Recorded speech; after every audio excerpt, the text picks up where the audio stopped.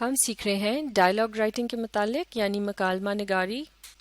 جب کسی ناول، کہانی یا پھر ڈرامے کے اندر دو یا دو سے زیادہ لوگوں کی آپس کی جو گفتگو ہوتی ہے اسے تحریر کیا جاتا ہے، اسے ڈائلاگ رائٹنگ یا مکالمہ نگاری کہا جاتا ہے. ڈائلاگ رائٹنگ سے متعلق چند اہم اصولوں کو ہم اس سے پچھلی ویڈیوز کے اندر ڈسکس کر چکے ہیں. اب ہم ڈسکس کرتے ہیں ایک اگلا اہم نقطہ، اور وہ یہ ہے don't have the characters all sound the same.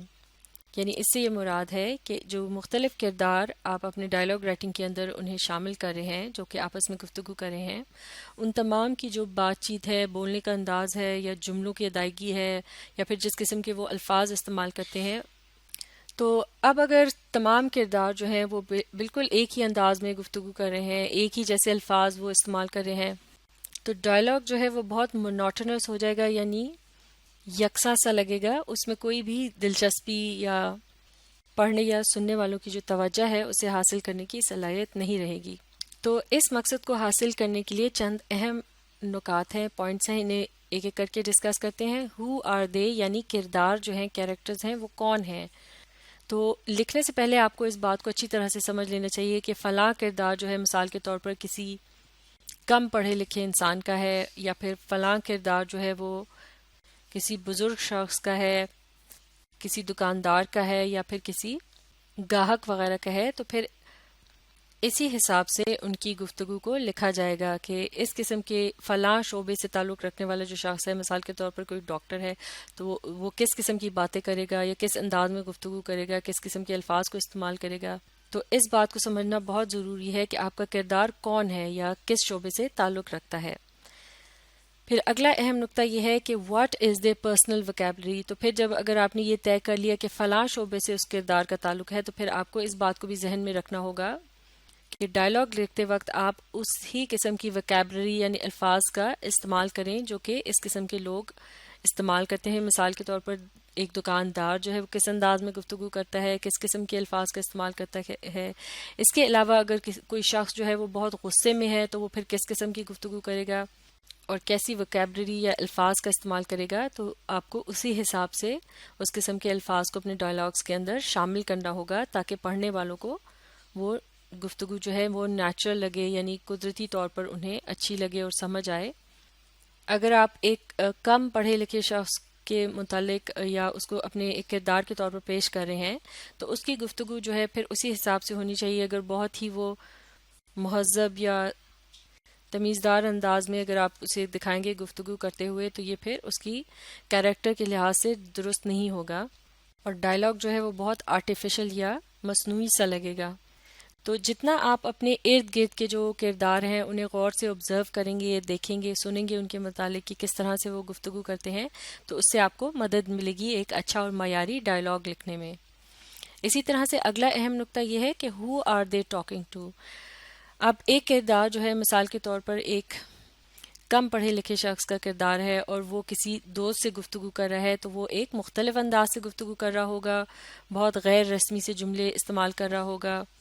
اور بے تکلف انداز میں گفتگو کرے گا. لیکن اب وہی شخص اگر اپنے مالک سے گفتگو کر رہا ہوگا تو بڑے ادب اور آپ جناب کر کے بات کرے گا. تو لہٰذا وہ کس سے گفتگو کر رہا ہے اس لحاظ سے بھی آپ اپنے ڈائلاگ کی جو وکیبلری ہے یا لکھنے ان کے بولنے کا جو انداز ہے یا جملوں کا کس طرح سے آپ استعمال کریں گے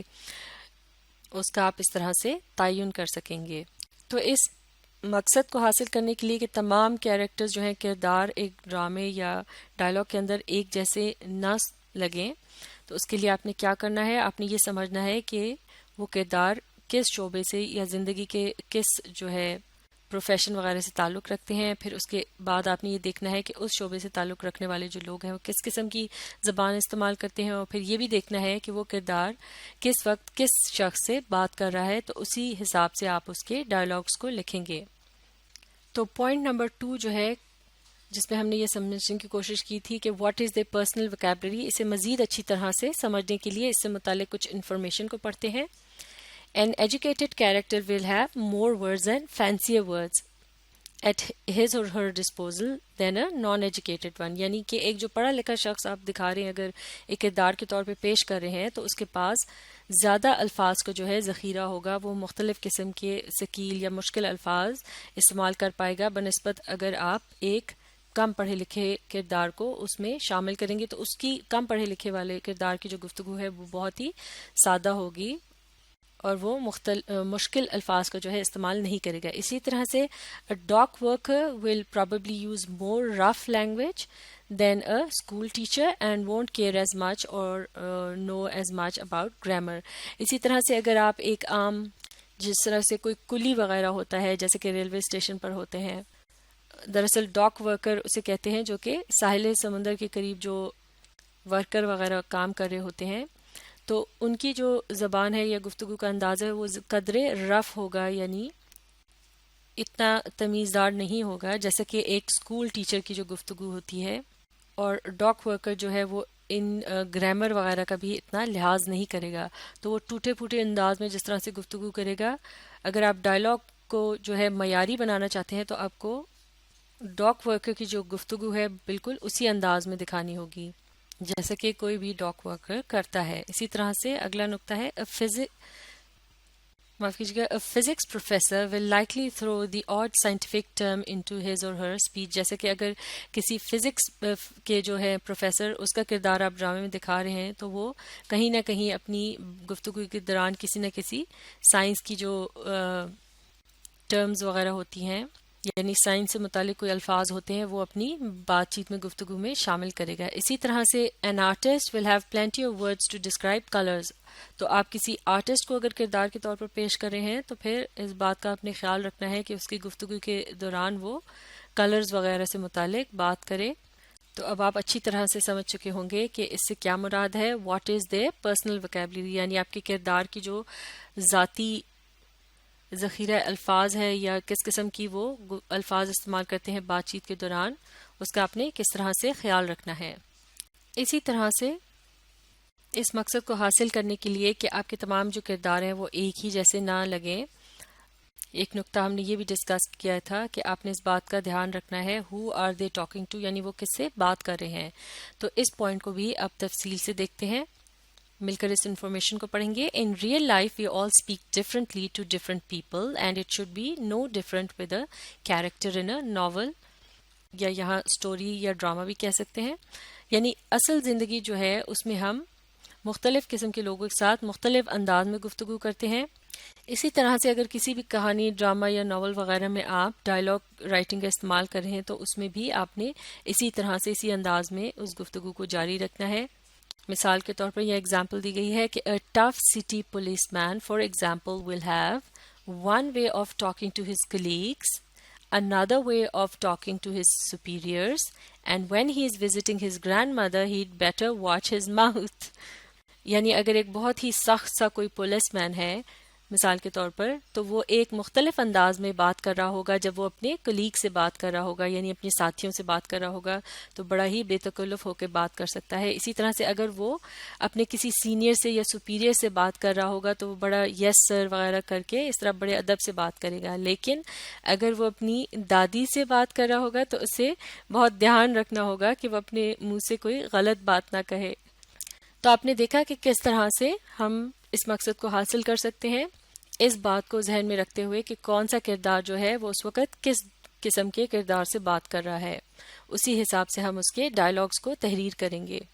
اس بات کو اور بھی اچھی طرح سے سمجھنے کا طریقہ یہ ہے کہ اگر آپ یہ دکھا رہے ہیں کہ پولیس مین جو ہے وہ اپنی دادی سے بات کر رہا ہے، لیکن اس کے بولنے کے انداز میں اگر آپ اس طرح سے لکھ دیں کہ جیسے وہ اپنے کولیگز کے ساتھ بے تکلف ہو کے بات کرتا ہے تو یہ درست نہیں ہوگا. اب ڈسکس کرتے ہیں ڈائلاگ رائٹنگ سے متعلق ایک اور اہم نقطہ، اور وہ یہ ہے گیو کیریکٹرز این ایجنڈا. تو اس سے مراد یہ ہے کہ ڈائلاگ کے اندر جو کردار آپس میں ایک دوسرے کے ساتھ گفتگو کر رہے ہوں ان کا کوئی نہ کوئی مقصد ہونا چاہیے. جیسا کہ اس سے پہلے بھی ایک ویڈیو میں ہم ڈسکس کر چکے ہیں کہ کانفلکٹ کا جو موجود ہونا ایک ڈائلاگ کے اندر بہت ضروری ہے، یعنی ایک کردار جو ہے وہ ایک مختلف رائے رکھتا ہو جبکہ دوسرا کردار جو ہے وہ ایک الگ ڈیمانڈ کر رہا ہو، تو ڈائلاگ جو ہے اس طرح سے دلچسپ بن سکتا ہے. مثال کے طور پر اگر آپ ڈائلاگ کے اندر دو لوگوں کی گفتگو دکھا رہے ہیں، جس میں سے ایک جو ہے وہ کسٹمر ہے یعنی گاہک ہے، جبکہ دوسرا جو ہے وہ شاپ کیپر ہے یعنی دکاندار ہے۔ اور مثال کے طور پر آپ یہ بتا رہے ہیں کہ کسٹمر جو ہے وہ فروٹ خریدنے بازار گیا اور پھر اس نے شاپ کیپر سے کچھ فروٹ خریدا اور اس دوران ان کی کوئی گفتگو ہوئی جیسے پیسوں کا لین دین ہے، اور پھر وہ گھر واپس آ گیا۔ تو یہ جو ڈائلاگ ہے اس میں کوئی خاص دلچسپی کا عنصر نہیں ہوگا، لیکن اگر آپ اسی ڈائلاگ کے اندر کوئی کانفلکٹ وغیرہ شامل کر دیں یا اس کے اندر کوئی ایجنڈا وغیرہ شامل کریں، مثال کے طور پر کسٹمر نے جب دکاندار سے چیزوں کی قیمت پوچھی تو دکاندار کا جو ہے جواب سن کر وہ کس طرح سے بہت حیران ہوا اور اسے غصہ بھی آیا، اور پھر وہ دکاندار کے ساتھ بحث مباحثے میں، یعنی ان دونوں کا آپس میں ایک طرح کا بحث مباحثہ شروع ہو گیا۔ تو آپ کچھ اس قسم کے ڈائلاگز لکھیں گے کہ ایک طرف تو کسٹمر جو ہے وہ بار بار اس بات پر اصرار کر رہا ہے کہ شاپ کیپر جو ہے وہ بہت ہی مہنگی چیزیں بیچ رہا ہے، اور وہ اسے دریافت کر رہا ہے کہ وہ پرائس لسٹ دکھائے، اور شاپ کیپر جو ہے وہ اس بات پہ اصرار کر رہا ہے کہ اس نے چیزوں کے جو ہے جائز یا مناسب ریٹ لگائے ہیں۔ اور ممکن ہے اس موقع پر آپ ارد گرد جو کچھ لوگ کھڑے ہوں ان کو بھی ڈائلاگ کے اندر شامل کر سکتے ہیں کہ کس طرح سے وہ یا تو کسٹمر کی سائڈ لیں گے یا پھر کوئی شاپ کیپر کی سائڈ لے گا، اور اس طرح سے ڈائلاگ جو ہے وہ اور بھی دلچسپ بنتا چلا جائے گا۔ تو لہٰذا کسٹمر کا اس ڈائلاگ کے اندر کیا ایجنڈا ہوگا کہ وہ مہنگائی کے خلاف ایک طرح سے احتجاج کر رہا ہوگا، جبکہ شاپ کیپر جو ہے اس کا کیا ایجنڈا ہوگا کہ وہ اپنی بات پر اڑا رہے گا کہ وہ جائز ریٹس بتا رہا ہے۔